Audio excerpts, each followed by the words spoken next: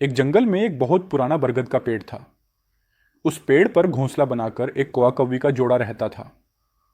उसी पेड़ के खोखले तने में कहीं से आकर एक दुष्ट सर्प रहने लगा। हर वर्ष मौसम आने पर कौवी घोंसले में अंडे देती और दुष्ट सर्प मौका पाकर उनके घोंसले में जाकर अंडे खा जाता। एक बार जब कौवा व कौवी जल्दी भोजन पाकर शीघ्र ही लौट आए तो उन्होंने उस दुष्ट सर्प को अपने घोंसले में रखे अंडों पर झपटते देखा। अंडे खाकर सर्प चला गया।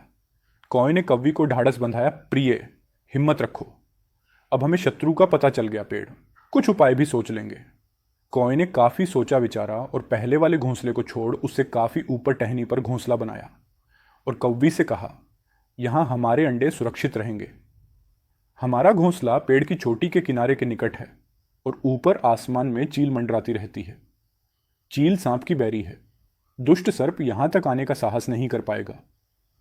कौवे की बात मानकर कौवी ने नए घोंसले में अंडे दिए, जिसमें अंडे सुरक्षित रहे और उनमें से बच्चे भी निकल आए। उधर सर्प उनका घोंसला खाली देखकर यह समझा कि उसके डर से कौवा कौवी शायद वहां से चले गए, पर दुष्ट सर्प टोह लेता रहता था। उसने देखा कि कौवा कौवी उसी पेड़ से उड़ते हैं और लौटते भी वहीं हैं। उसे यह समझते देर नहीं लगी कि उन्होंने नया घोंसला उसी पेड़ पर ऊपर बना रखा है। एक दिन सर्प खोह से निकला और उसने कौओं का नया घोंसला खोज लिया। घोंसले में कौवा दंपति के 3 नवजात शिशु थे।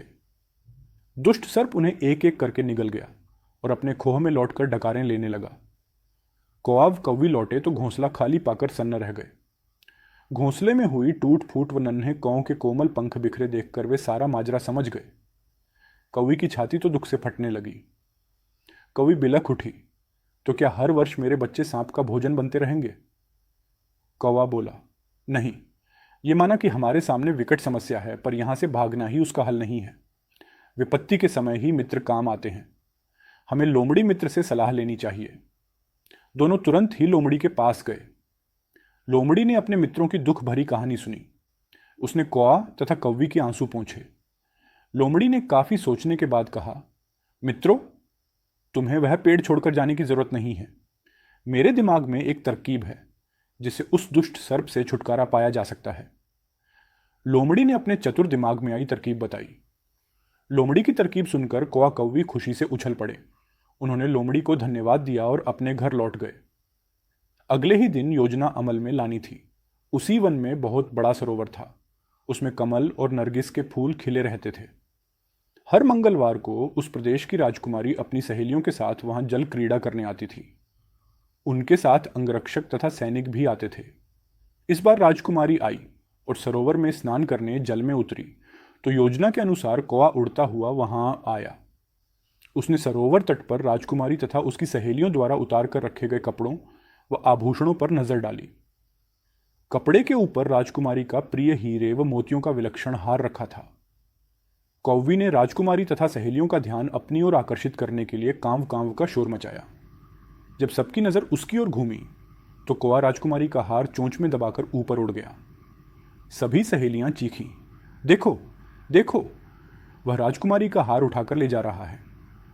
सैनिकों ने ऊपर देखा तो सचमुच एक कौवा हार लेकर धीरे धीरे उड़ता जा रहा था। सैनिक उसी दिशा में दौड़ने लगे। कौवा सैनिकों को अपने पीछे लगाकर धीरे धीरे उड़ता हुआ उसी पेड़ की ओर ले आया। जब सैनिक कुछ ही दूर रह गए तो कौवे ने राजकुमारी का हार इस प्रकार गिराया कि वह सांप वाले खोह के भीतर जा गिरा। सैनिक दौड़कर खोह के पास पहुंचे।